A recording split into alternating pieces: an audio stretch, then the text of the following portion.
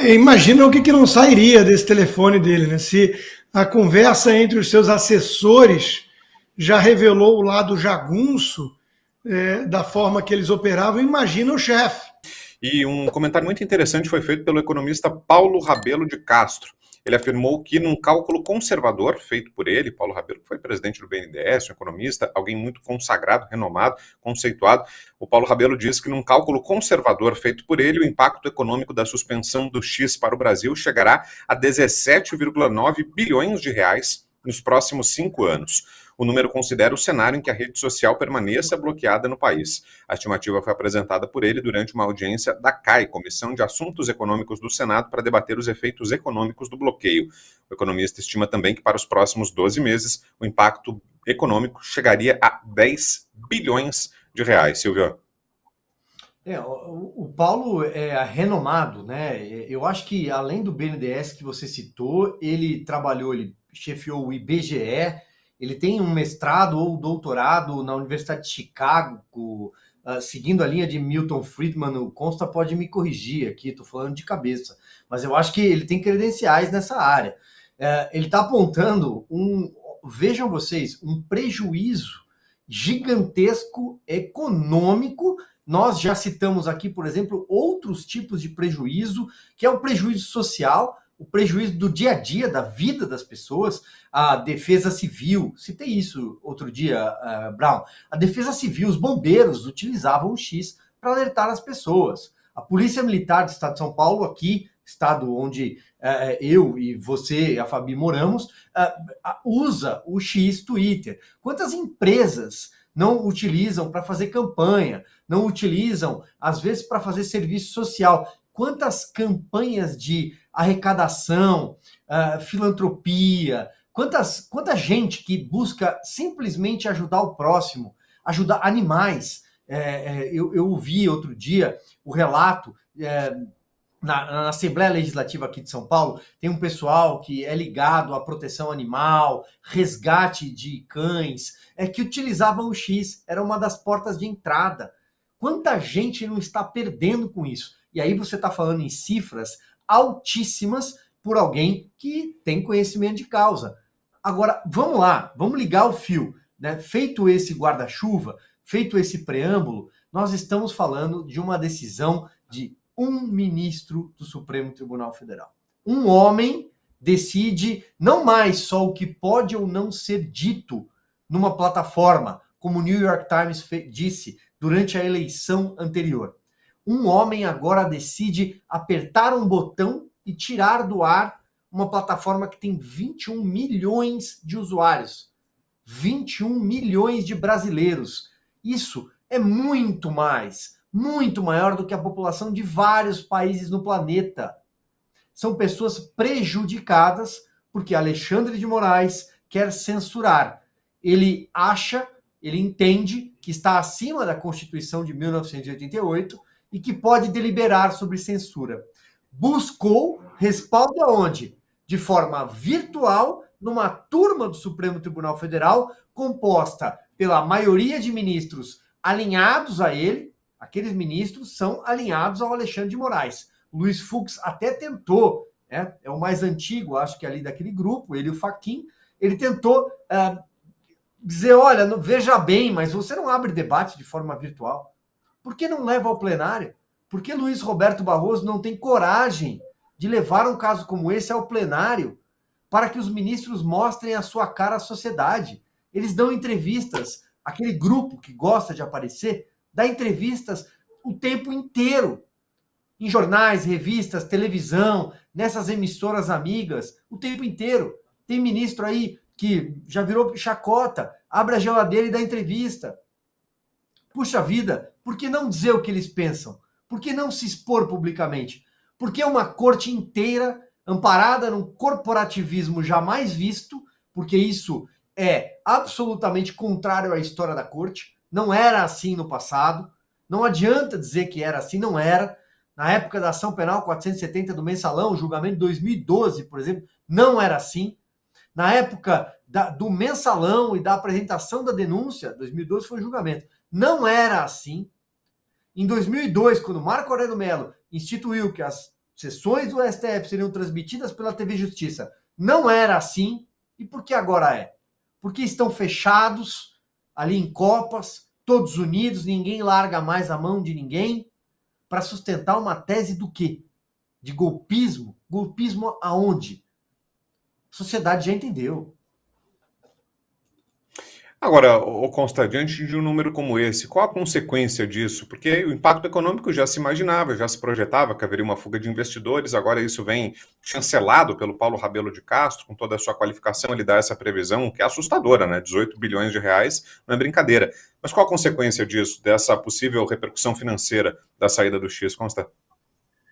Na melhor das hipóteses, sensibilizar a gente que só pensa naquilo, que só começa a gritar quando dói a parte mais sensível do seu corpo, que é o bolso, né? Então, o que o economista respeitado, Paulo Rabelo de Castro, fez foi colocar um número, né, com base em cálculos e estimativas, um número do problema econômico que está sendo criado por essa censura, uma vez que o X virou realmente um instrumento de trabalho para muita gente, né? Então, isso tem consequências econômicas, e ele está colocando o tag, né, em cima desse problema para quantificá-lo e para as pessoas terem uma noção da ordem de grandeza do tamanho do problema. Mas eu ia na mesma linha do Silvio. Quando eu vi essa notícia e tudo, falei, poxa, esse argumento econômico só sensibiliza, acima do resto todo, uma pessoa muito, dito, pragmática, né? E tem gente que acha um baita elogio, eu sou um pragmático.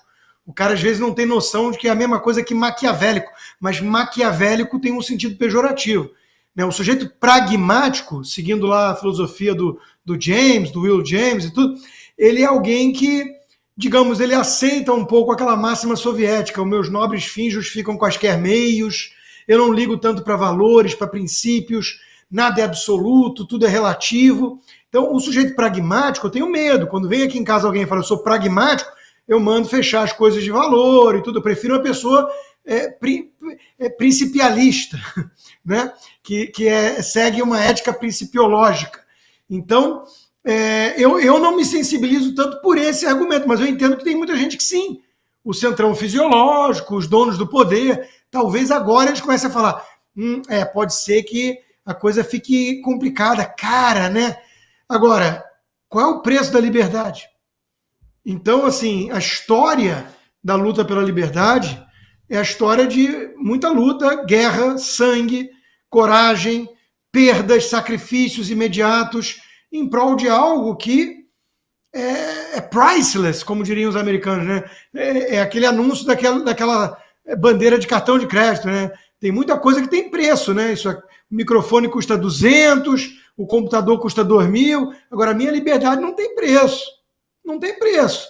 Quer me transformar num escravo com mesada, que eu vou viver que nem rei do globalista mor lá, do Soros ou do Jorge Paulo Lema, eu não topo. Eu não sacrifico a minha dignidade, a minha liberdade por conforto material. Agora, tem gente que faz, eu entendo, tem gente que faz, são os pragmáticos, né? Eu não sou uma pessoa pragmática, acho que já deu para notar. Eu sou radical, né? Eu gosto de ir na raiz das coisas. Então, vamos lá. O principal argumento contra a censura do X é censura é errado. Do ponto de vista constitucional, está lá, é vedado. Do ponto de vista óbvio de quem valoriza as liberdades, é matar a dignidade humana. Você não pode mais expressar suas opiniões, você é retirado da praça pública por suas opiniões. Isso é inaceitável numa civilização avançada. É por aí que vai a condenação da censura do X. Pode custar 1 bilhãozinho, pode custar 18 bilhões. É errada e todo mundo devia ser contra e ponto. Fala, Fabi. Bom, aproveitar então trazer a informação que o mesmo Gonê da PGR, né, ele emitiu então as considerações em relação à ação do Novo, né, e dizendo que a ação que tem amicus curiae, que a gente viu um monte de gente já entrando para dar um pouco de peso, ele, assim, em síntese, ele disse que não adianta, né, que esse não é o tipo de ação para se contestar uma decisão que agora não é só mais de um único ministro, que é de uma turma, né, colegiada ali, a primeira turma. Só que não tem cabimento, não consigo nem explicar isso juridicamente, porque a ação, né, a DPF, ela vem justamente colocar isso em xeque, né? O que está acima, a violação da Constituição ou você não poder ir contra uma decisão de uma turma, seja ela qual motivo for. E aí, para nesse sentido também, o Consta falou muito bem em relação às liberdades, eu também já levantei essa bandeira, mas o pessoal que quer ser pragmático, eu vou dar mais um argumento. Né? Não existe um mínimo de segurança jurídica, um mínimo de segurança para se investir no Brasil, quando você tem, junto com tudo isso, a tal da decisão, né, de congelar os bens da Starlink. Então, olha só, acho que esses 18 bi aí está custando bem pouco, porque o que tem de pessoas que atuam no Brasil, que participam de vários grupos econômicos, isso não é ilegal, tá? Vamos colocar que isso não viola a legislação brasileira, e simplesmente que o processo para isso, que é a desconsideração da personalidade jurídica, foi feito em uma canetada de um único ministro. Então, se for precificar, quanto custa isso para os negócios brasileiros? Seria uma boa, então já deixo de dica aí para os economistas fazerem essa conta, porque eu acho que é irreparável. Né? Irreparável, como você vai fazer para ter algum tipo de segurança jurídica num país onde se relativizou e brincando com uma empresa do tamanho da Starlink. Então imagine os outros meros empresários que investem no Brasil, que talvez não tenha nem a condição de se defender fora do Brasil, como tem o Starlink, através aí dos seus representantes, que não é somente o Elon Musk. Então a situação do Brasil é bem grave, por isso que eu volto a repetir, essa principal pauta deveria ser do povo brasileiro, né? Esse abuso do judiciário, gente, não tem a mínima condição disso continuar. Então, é impeachment de Moraes, é anistia ou liberação desse pessoal preso, isso tem que ficar no dia a dia. E vocês me perdoem, porque eu vejo no chat um grande desperdício, né, falando de eleições municipais. É sério, gente. Com esse cenário de coisas, tá bom, isso vai acontecer, mas eu acho que a gente não pode ser joguete, né, na mão de quem quer poder pelo poder. Olha, falando do pedido de impeachment do ministro Alexandre de Moraes, que foi consequência justamente dessa decisão, entre outras, né, mas teve a última gota d'água com a suspensão do X do Brasil. Olha só, o pedido de impeachment do ministro Alexandre de Moraes inclui também uma solicitação para que haja busca e apreensão do celular de Moraes e de outros equipamentos eletrônicos dele. Isso foi incluído pelos parlamentares da oposição naquele pedido que foi apresentado de forma conjunta por deputados e senadores na segunda-feira. O pedido é para que uma comissão especial do Senado determine a busca e apreensão de equipamentos eletrônicos pessoais e funcionais de Moraes, especialmente aparelho telefônico, medida que também abarcaria os dispositivos de juízes e peritos que colaboram com o ministro no STF e no TSE. O objetivo seria quebrar o sigilo dos despóticos para obter provas que sustentem as acusações apresentadas no pedido. E aí já vou voltar contigo, Fabi. O que achou dessa medida incluída pelos deputados, a busca e apreensão do celular? Olha, a gente está vivendo um período bem interessante no Brasil. Isso que está acontecendo na CCJ, aquele pacote, que tem a ver, tá? Aquele pacote das medidas para tentar, né, interromper esses abusos do judiciário, já está na lei, mas praticamente os deputados, o pessoal que está envolvido, está falando, vamos desenhar para a galera os direitos que já estão na lei. E isso também, né, quando você tem, então, a mera dúvida, seja qualquer juiz, de um processo que pode estar corrompido ou pelas suas próprias decisões, ou como aconteceu no caso do vazamento dos Twitter Files, o que você faz? Você afasta, né? Num país sério, num país que a lei já prevê isso, como no Brasil de antigamente. Você afasta esse juiz e faz essa apuração. Recolhe-se, porque na verdade não é assim. Quem não deve, não teme. Então, a transparência, ela é o princípio que valida tudo. E a transparência que a gente está tendo nesse tipo de processo é zero. Então, é bom isso constar no pedido? Sim, é bom, mas olha que ponto chegamos, né, de ter que pedir o óbvio.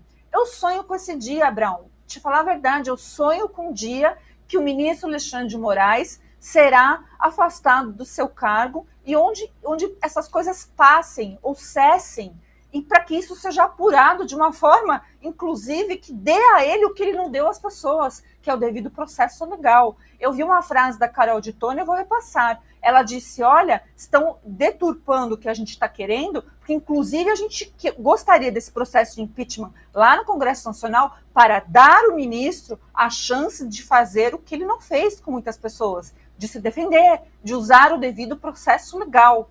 Então, olha como está desvirtuado. Agora, eu acho maravilhoso, né? Eu vou repetir uma coisa que eu tenho falado, é muito fácil para alguns juristas se arvorar de algo, eu conseguiria escrever um pedido de impeachment melhor, está faltando. Sinceramente, se você não puder cooperar calado, não adianta nada fazer também só para ter corte view, porque eu acho que é isso que é, né? Então, eu agradeço o pessoal que está fazendo esse pedido de impeachment, toda a força envolvida nisso. São 1.500 assinaturas de pessoas comuns, é o apoio de 100 e poucos deputados, agora o Senado, que não tem voto, né, mas a gente sabe que tem um apoio, já chegou a 34. É isso, é a força do tudo. Como isso está embalado juridicamente, na verdade, gente, pouco importa, porque a gente sabe que isso é um processo político. Pois é, Silvio, isso é uma atualização sobre esse pedido. Agora, até mais senadores, hein, Fabi? Chegou a 36, vi agora aqui no placar oficial, 36 senadores favoráveis. Então, está ganhando corpo. Na segunda, quando o pedido foi apresentado, eram 31 originalmente. Então, agora, 48 horas depois, um pouquinho mais do que isso, chegou a 36, Silvio. Você acha que é possível, é viável? Você está caminhando bem? E dá para imaginar a aprovação, caminhada desse pedido, Silvio? Eu acho que aos poucos o Senado começa a se preocupar com a sociedade, né? Em se religar à sociedade, até porque muitos deles, embora sejam suplentes, tenham herdado mandato, eles estão preocupados com 2026, e 2026 é logo ali. Então, acho positivo o aumento do número. Em tese, se os 36 forem firmes, vou usar aqui uma expressão coloquial, faltam 5 para a admissibilidade. Mas tudo sempre passa pela caneta do presidente do Senado, Rodrigo Pacheco. Tem muita gente falando que há um entendimento de juristas de que, pela Lei 1079 de 1950, que é a lei do impeachment, que é uma lei que foi... Enfim, ela parte da Constituição de 1946, há uma série de meandros de que o plenário poderia admitir o pedido. Eu acho que o regimento do Senado vai atravessar tudo isso, e a própria advocacia do Senado vai atravessar tudo isso. Mas não deixa de ser uma forma de pressão nova. Não, se nós chegarmos a 41 senadores, e se os senadores entenderem que quem vai votar neles em 2026 não é quem votou lá atrás, não. Tem gente aí que foi eleita em 2018, faz muito tempo. Tem gente que ganhou o mandato, o eleitorado nem sabe o nome. Por exemplo, Giordano, aqui em São Paulo, herdou o mandato do Major Olímpio, que morreu vítima da Covid, morreu precocemente, muito jovem. E o Giordano, o paulista, porque é do estado inteiro o Senado. O senador representa o estado. Não sabe nem quem ele é. Não sabe, só sabe que apoiava o Boulos, mas não sabe nem quem ele é. Então, o senador está começando a acordar que se ele tiver pretensões políticas daqui a 2 anos, ou até antes, porque a campanha começa no final do do segundo semestre, né? No final do primeiro semestre, ele vai entender que é preciso conversar com o eleitorado. Então, vamos olhar pelo lado do copo mais cheio, Brown. Agora, chama a atenção o seguinte, você falava em busca e apreensão de celular, de tablet, do ministro Alexandre de Moraes. Fosse um juiz de primeira instância, fosse um juiz da Lava Jato, imediatamente ele já teria sido afastado dos inquéritos. E esse é o ponto central, nevrálgico. Ele não pode presidir inquéritos, são vários, mais de uma dezena, tentaculares, se comunicam de forma sigilosa, ninguém sabe quem está ali, o que está fazendo ali, e se está no Supremo Tribunal Federal por causa do TSE, e se foi ou não foi oficiado, se teve uso de criatividade. Mas vamos lá. Ele teria que se afastar, porque ele aparece, a própria digital dele está ali naquela troca de mensagens que a Folha de São Paulo revelou. Ele dá ordens ali. Isso é ilegal, é arbitrário, é uma confusão de tribunais independentes. Basta. Ele precisa se afastar desses inquéritos. Tem outros 10 ministros lá, ou ninguém tem competência para conduzir nenhum inquérito que ele conduz. Nem uma atriz, o 4781, que já fez aniversário de 5 anos. Nenhum outro ministro pode conduzir esses inquéritos, porque ele é vítima, ele mandou prender, ele julga, ele assumiu o papel acusatório do Ministério Público, ele abre investigações, ele determina diligências, busca e apreensão. O pedido de impeachment, eu não sei nem se isso cabe na lei do impeachment. Busca e apreensão contra um ministro, nem sei se cabe, confesso. Mas eu espero de coração que ele nunca seja vítima de fishing expedition, que o Supremo Tribunal Federal e a Polícia Federal praticam, olha, no atacado. Fishing expedition.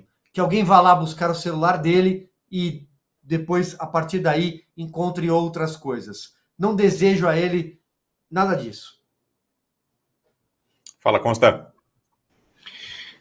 Imagina o que não sairia desse telefone dele, né? Se a conversa entre os seus assessores já revelou o lado jagunço da forma que eles operavam, imagina o chefe. Imagina o que viria a público, né? E é curioso isso, porque, de fato, né, o Alexandre de Moraes vem abusando há muito tempo do poder da sua caneta e mandando Polícia Federal agindo como jagunço e atrás de empresário por conta de emoji em grupo de WhatsApp que saiu numa reportagem de um site. Aí não tem nem como verificar se aquilo é verdadeiro ou não, ele já manda a Polícia Federal pegar o telefone dos empresários. Empresário de bilhão. Cara que está construindo riqueza no país há décadas. E teve Polícia Federal intimidando e pegando seu telefone para procurar alguma coisa. Né? O do Meyer Nigri ficou 2 anos, Luciano Hang também, alguns outros devolveu antes. Agora, é óbvio que é pesca probatória. É óbvio que é intimidação para nenhum empresário mais ousar financiar a direita no país. Então, imagina o que sairia, né, do Alexandre de Moraes. Em que pese, claro, eu achar que ele não é amador. Porque um cara que comete os abusos do nível dele, né, pode ser a questão do poder subir a cabeça e se tornar um pouquinho imprudente, né, nos ilícitos, porque está seguro da impunidade. Mas eu me lembro de uma história que me contavam de que a ACM só fazia reunião na praia sem camisa, com bermuda, porque não tinha nem como ter escuta, nada, né? E ali eram conversadas as decisões dos bastidores, inclusive de furar painel de votação sigilosa. Lembram dessas coisas, né? Então, eu não acho que o Alexandre de Moraes seja trouxa, mas é tanto poder, tanta ordem ilegal, tanta coisa, tanto inquérito que ele administra, tanto empresário, jornalista, influenciador que ele persegue, que ele censura, que não dá conta dele fazer encontros só na praia. Ele teria que viver no mar, né? Se tornar uma sereia. Então, está muito claro que ele pode ser que ele tenha uns 8 celulares escondidos, tipo turma do crime organizado tem, né? Pode ser que ele tenha um na geladeira, já teve gente pega dessa forma, mas que ele mandou ordens ilegais e aos montes, por meios que seriam revelados assim, ia ser um carnaval, né? Esses 6 megabytes da turma do vaza-toga aí, dos assessores. Já está dando esse troço que a gente está vendo, imagina o telefone do Alexandre de Moraes. Então, DataVene aqui, Silvio, eu quero vazar esse troço. Quem não deve, não teme. Eu nunca defendi isso.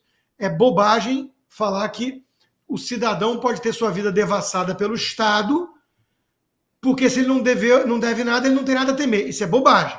O liberalismo clássico sempre defendeu o indivíduo, o cidadão, do abuso do Estado. Isso vale para qualquer um. Agora, de novo, né? Já temos vários indícios, várias provas de crimes cometidos ali pelo ministro. O corpo de delito, digamos assim, está ali no seu bolso. Eu gostaria muito que pegassem esse telefone para comprovar ainda mais inúmeras falcatruas e ordens típicas de capos com seus jagunços.